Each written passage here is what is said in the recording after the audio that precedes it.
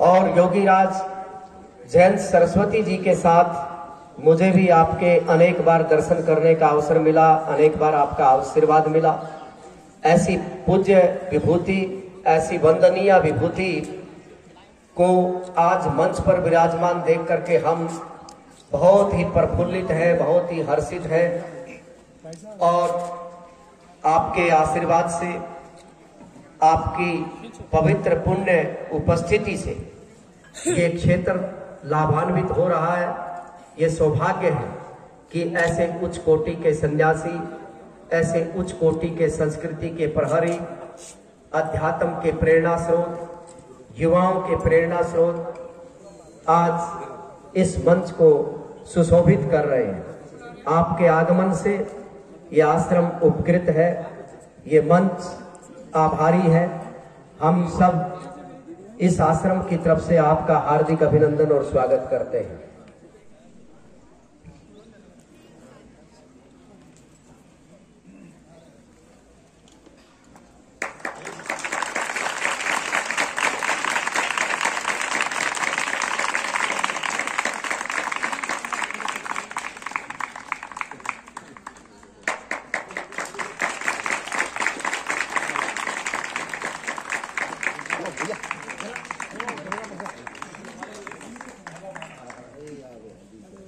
भैया थोड़ा ना आप भी आ जाओ।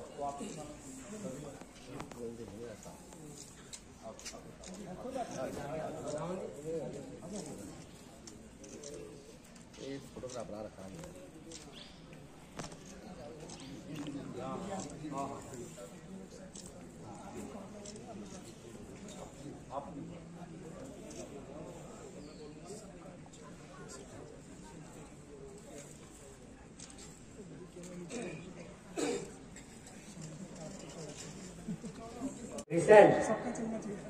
और लेखिका प्रोफेसर सिमी गुरुवारा, जिनका अभी अभिनंदन हुआ है, वो विमोचन भी हो रहा है पुस्तक का।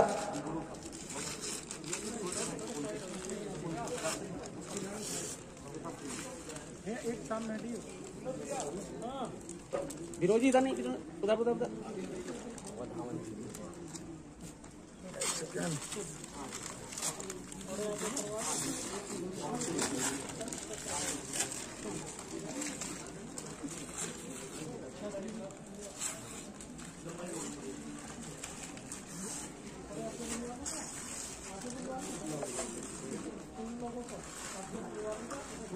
दिखाओ सामने।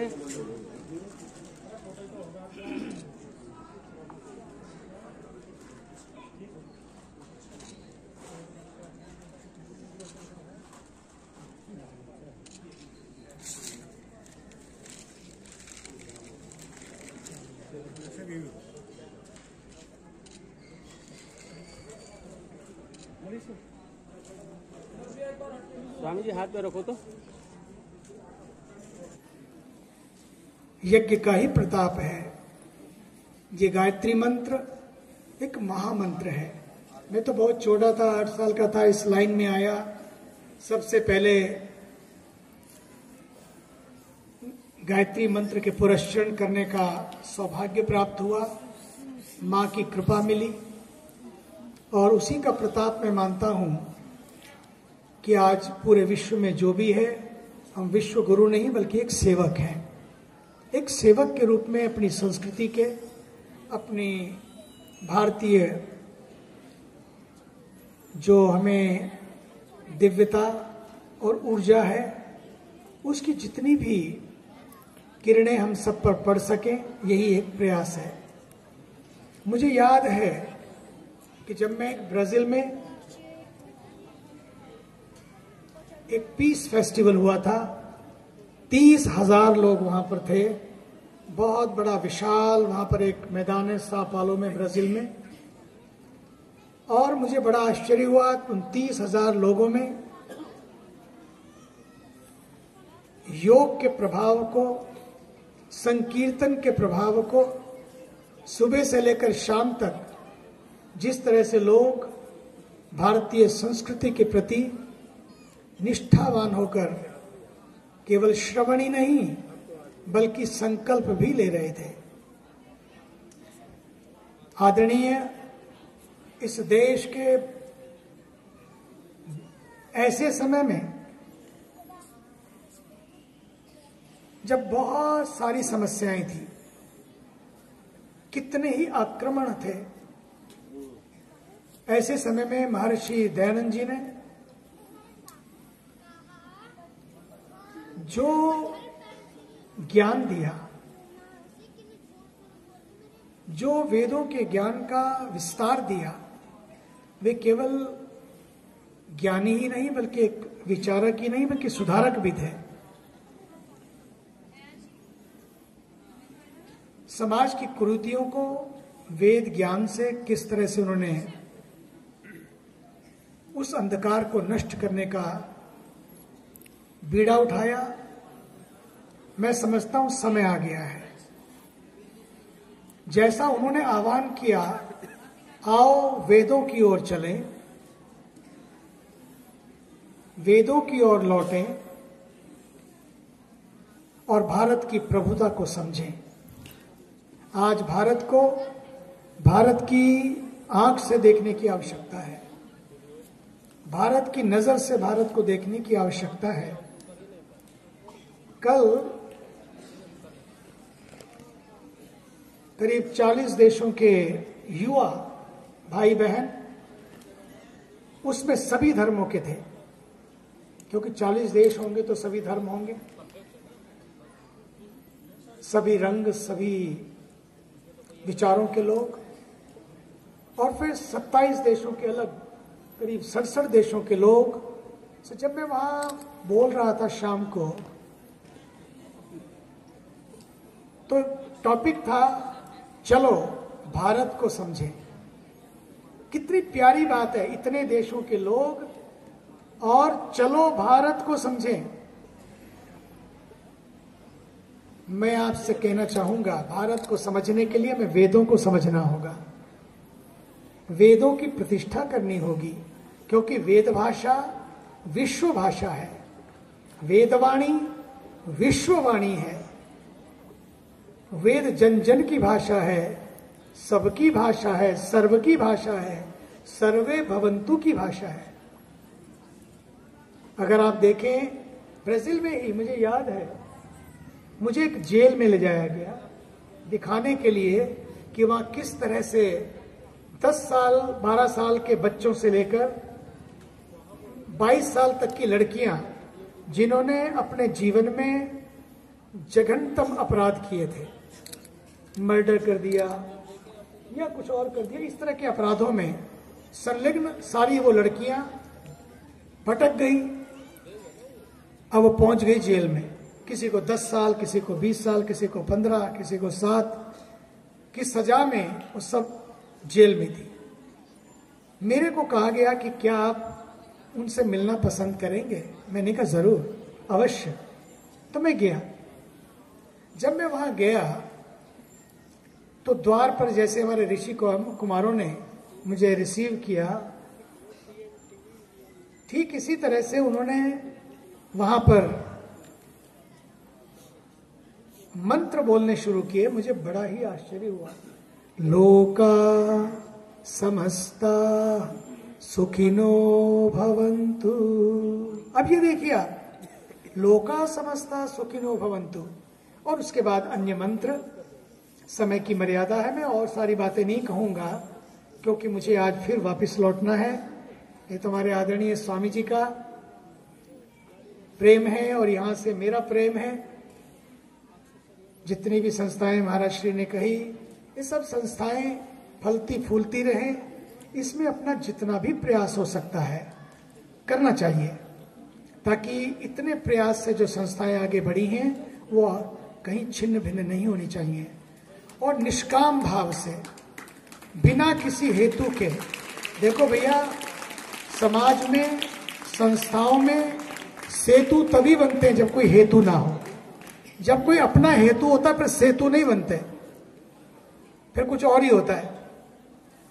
इसलिए कुछ और ना हो, एक दिशा तय हो, जो भी हो अपने तन मन धन से इदम राष्ट्राय स्वाहा इदन्नमम, केवल राष्ट्र के लिए, राष्ट्र भाव से समर्पित होकर इन संस्थाओं की सेवा करें तो संस्थाएं भी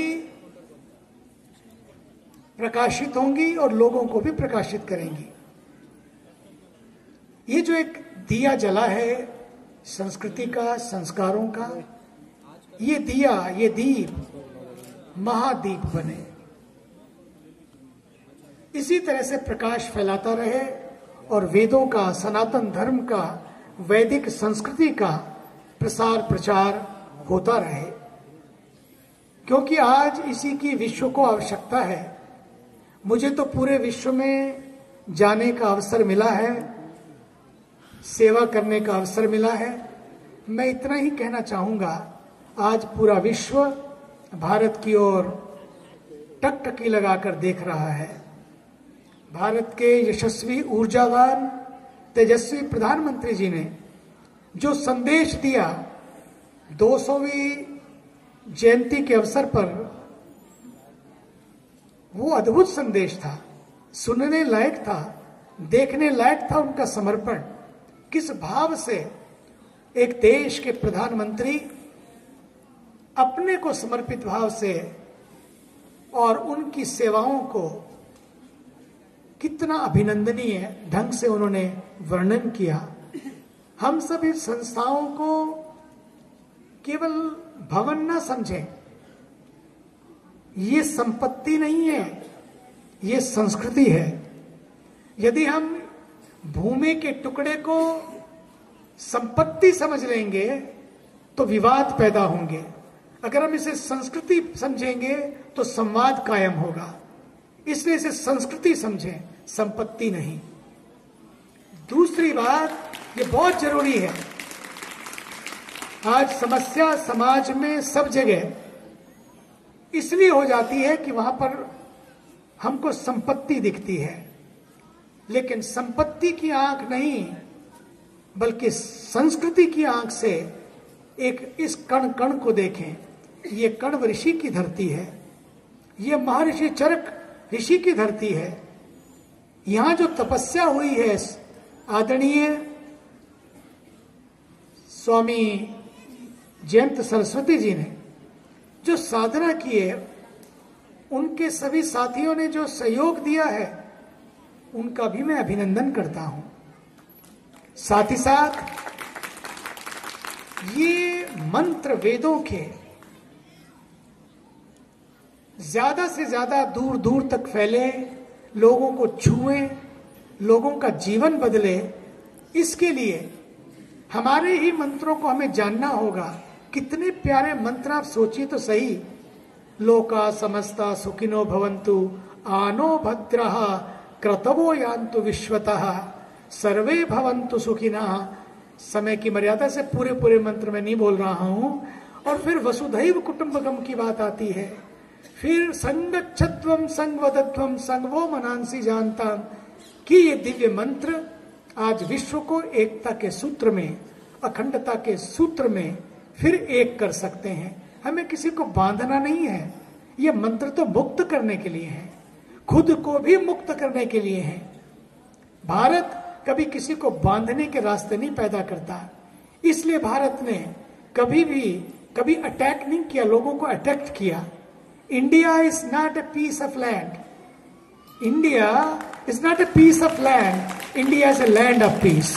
ये शांति की धरती है, ये शांति की धरती है।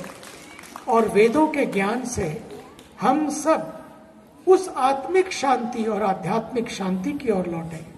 ये शांति तभी तक स्थिर रहेगी, इसका स्थायित्व तभी तक कायम रहेगा जब हम अपनी आंतरिक और बाह्य शांति को स्थापित रख सकेंगे। हमारी सीमाएं सुरक्षित रहें, हमारी संस्कृति सुरक्षित रहे, इसके लिए घर घर में हमें अपने संस्कारों को जीना होगा। उत्तराखंड की धरती बड़ी प्यारी धरती है, यहां से हर घर में एक फौजी बैठा है,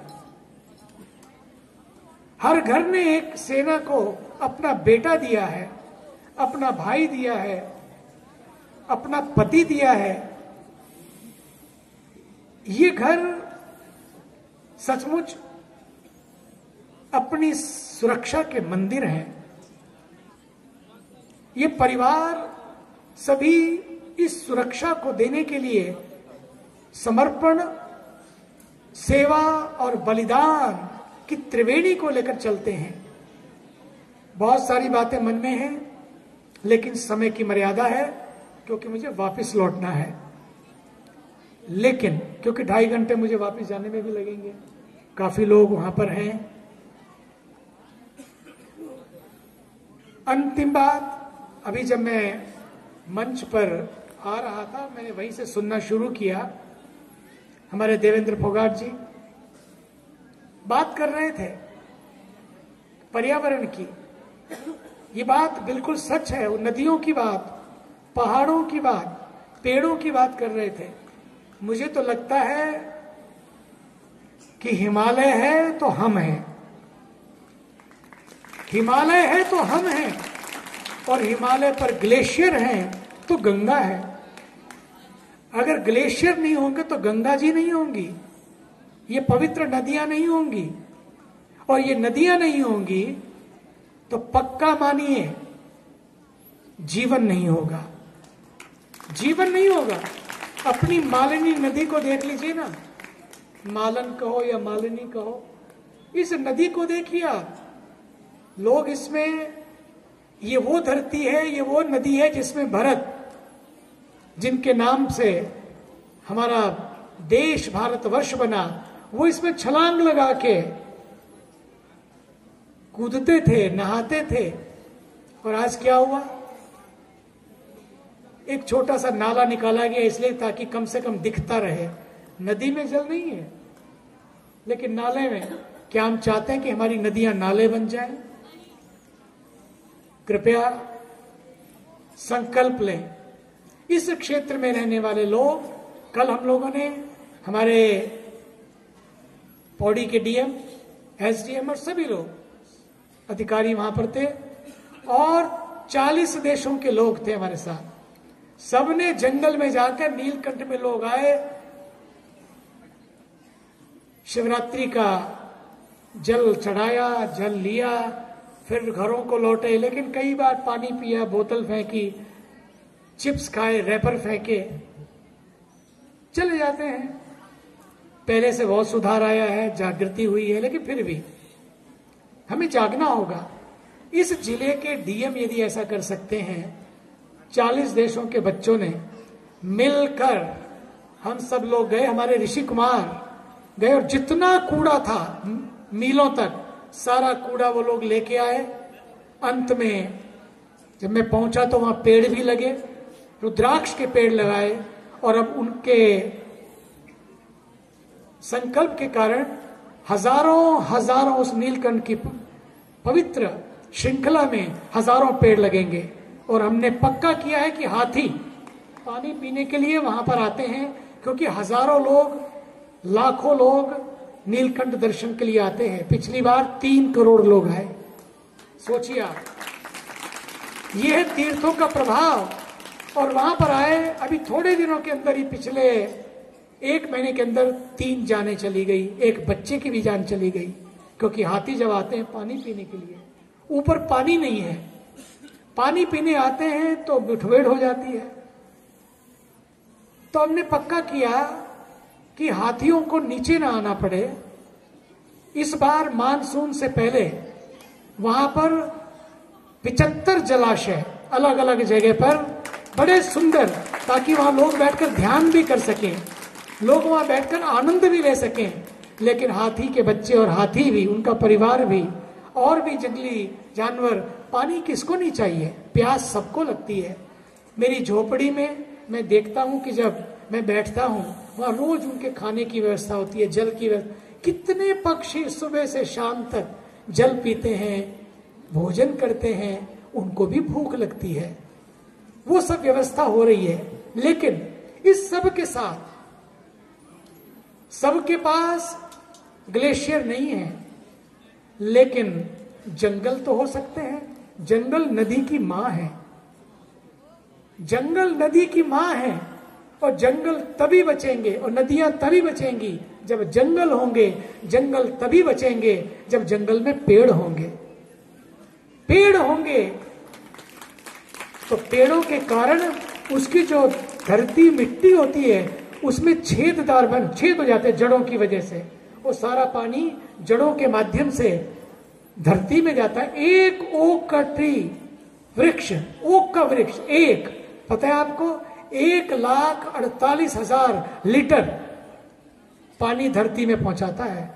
1,00,000। आप सोचिए तो सही, एक टैंक बनाने में लाखों लग जाते हैं, एक वाटर टैंक बनाने में लाखों लगते हैं, फिर उसकी सफाई करनी पड़ती है। यहां तो एक ओक ट्री ऐसा है, वो धरती को भी साफ कर देता है, पानी को भी पहुंचा देता है, छाया भी देता है, और ना जाने कितने बाकी सारे वृक्ष हैं। एक सिलेंडर के लिए लोग तड़फ गए थे कोरोना में। भगवान ने तो ना जाने कितने सिलेंडर खड़े किए हुए हैं, सिलेंडरों का पावर हाउस बना दिया है इन वृक्षों को। इसलिए हम सबको आज संकल्प लेना है कि हम नदियों को बचाए रखने के लिए उन्हें अपवित्र नहीं करेंगे, प्रदूषित नहीं करेंगे, ज्यादा से ज्यादा पेड़ लगाएंगे और सिंगल यूज प्लास्टिक को बंद करेंगे। पानी पिया बोतल फेंकी, ऐसा नहीं करेंगे। आपके लिए वो एक है, लेकिन इन नदियों के लिए, इन पहाड़ों के लिए ना जाने कितनी है, लाखों हो जाएंगी। चीन सरकार ने 28 साल पहले हम लोग को परमिशन दी। चीन में 15,000 फुट, 16,000 फुट, 17,800 फुट परमिशन मिली। जब परमिशन मिली तो वहां पर 3 आश्रम बने, लोग जाने लगे। अपने लोग पहले हैं और अंतिम है जिसको चीन सरकार ने परमिशन दी है। लेकिन लोग जाते, इतने लोग जाते हैं, रुकते हैं, ठहरते हैं वहां। लेकिन वापस हम लोगों ने सोचा कि हर साल जितने भी लोग गए, यात्रा बंद हो, वहां से जितना भी मलबा गया, सामान के ट्रक भर के गए, वो खाली हो गए, वो वापिस आए तो कूड़ा लेके आए। गए तो सामान लेके गए, वापिस आए तो कूड़ा लेके आए। कई साल तक ये क्रम चलता रहा। आजकल तो क्योंकि यात्रा बंद है, अभी शायद इस साल से खुलेगी तो जाना लोगों को होगा। लेकिन मैं कहना चाहता हूं, वहां भी हम लोगों ने सोचा, वहां भी पौधे लगाए जहां जहां लग सकते हैं। मैं आपसे आज इतनी ही गुजारिश करूंगा, सब लोग हाथ खड़े कर लेंगे अपने कि हम सब जल को बचाएंगे, हम सब जल को बचाएंगे, पेड़ों को लगाएंगे। बोल सकते हैं? हम सब जल को बचाएंगे, पेड़ को लगाएंगे, और सिंगल यूज प्लास्टिक को धीरे धीरे बंद कर देंगे। अगर आप ऐसा करेंगे तो पक्का मानिए, धरती बचेगी, पेड़ बचेंगे, पानी बचेगा, आने वाली पीढ़ियां बचेंगी। भारत माता की, भारत माता की, वंदे वंदे, हर हर महादेव। वेद की ओर चलने के लिए हम सबको ज्यादा कुछ नहीं करना है। एक मंत्र भी रोज, जैसा कि हमारे आदरणीय विमल जी बता रहे थे, सुप्रीम कोर्ट के एडवोकेट होते हुए, पता है आपको, जितना कमाया था, पहली बार आए परमार्थ, सब आधा छोड़ आए। फिर लगा अभी भी ये पकड़ बनी रहती है कि अभी भी पैसा बैंक में है। इनको पता लगा कि पूरे विश्व को घूमने के बाद भी, अभी स्वामी जी बता रहे थे, अपने तो खाता ही नहीं खोला आज तक, अपना पूरे विश्व में कहीं बैंक में खाता ही नहीं है, ना अपने नाम पे कोई जमीन है। जो भी है समाज के लिए, उनको भी पता लगा, उन्होंने भी पक्का किया, जितना आधा भी बचा था गए वापस, वो भी बांट आए। और 2 कपड़े चप्पल भी आश्रम में आते पहनते नहीं है। सवेरे सवेरे मैंने पूछा क्या लिया, अभी कार में मैंने पूछा तो उन्होंने बताया बस काले चने और क्या बोला, क्या खा लिया, चावल, बस उतना ले लिया। मूंगफली उबाल ली, अब सोचिए, जिनके लिए आप लाखों रुपए की फीस देके कहते हैं हमारा केस सुन लो। अभी नाम नहीं लूंगा, एक हमारे कमिश्नर आए, उन्होंने कहा हमारे बहुत सारे आईएएस अफसरों के केस हैं, आप कर लीजिए, इतना पैसा जो है। उन्होंने कहा मैं पैसा नहीं लूंगा, केस जरूर लड़ दूंगा आपका, लेकिन मैं पैसा नहीं लूंगा। कहां मिलते हैं ऐसे लोग? क्यों? ये वेद का प्रभाव है, ये वैदिक चर्या का प्रभाव है।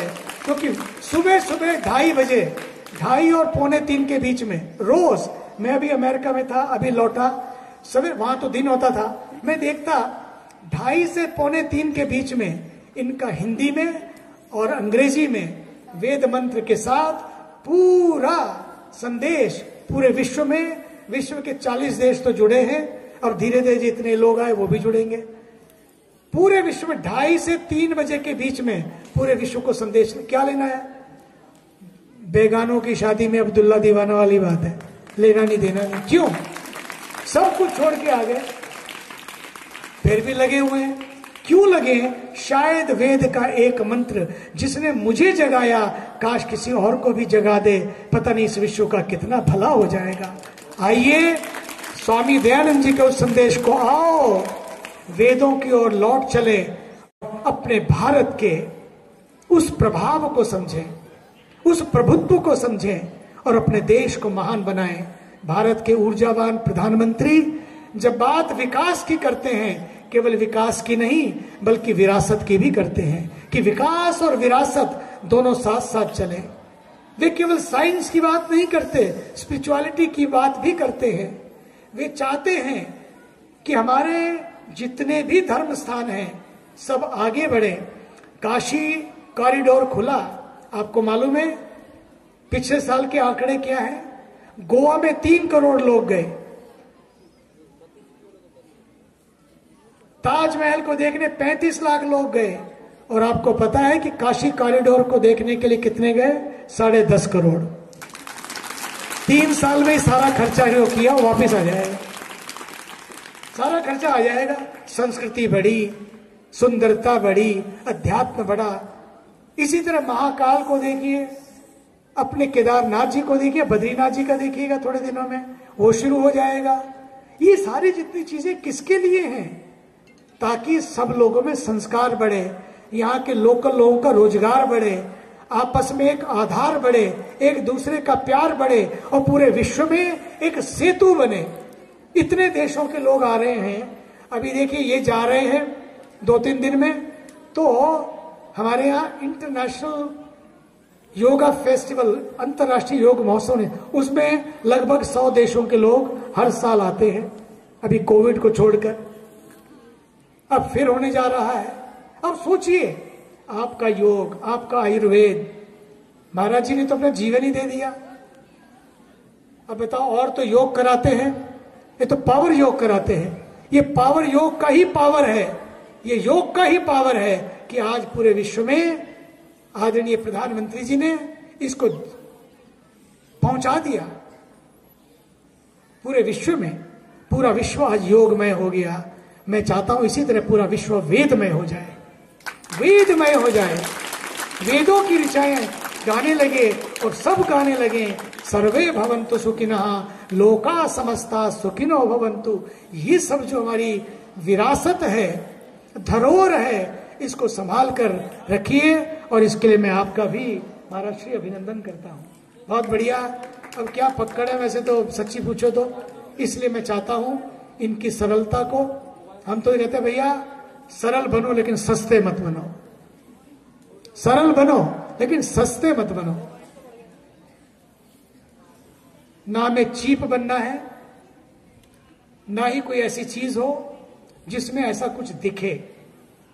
जो है वही दिखे, जो है वही आए समाज में, उसी का ही प्रभाव और प्रताप रहेगा। पुनः आपकी साधना को प्रणाम, आपके साथियों ने जो भी सेवा यहां दी है, इतना सारा, क्योंकि ये सब ऐसे नहीं होता है।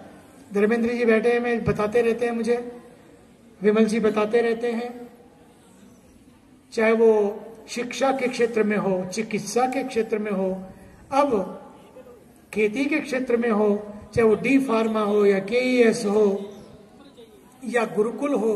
अभी अपना गुरुकुल से जो बच्चों का एक ऋषि कुमारों का एक दीप जला है ज्ञान का, वो हो। इन सब के लिए सबको साथ जोड़कर चलना है, सब मिलकर कार्य करें, किसी एक का नहीं बल्कि ये सबके प्रोजेक्ट हैं, सबकी योजनाएं हैं। सब मिलकर चले, सब मिलकर आगे बढ़े और सब समाज को आगे बढ़ाए। बस यही जीवन की धन्यता है। कुछ भी कठिन नहीं है समाज में, बस केवल इतना ही करना है, अपने हिस्से की सेवा करनी है। माना कि इस धरती को गुलजार ना कर सके हम, लेकिन कुछ कांटे तो कम हुए गुजरे जिधर से हम। बस इतना ही करना है। हम बदलेंगे तो सब बदलेगा। भारत माता की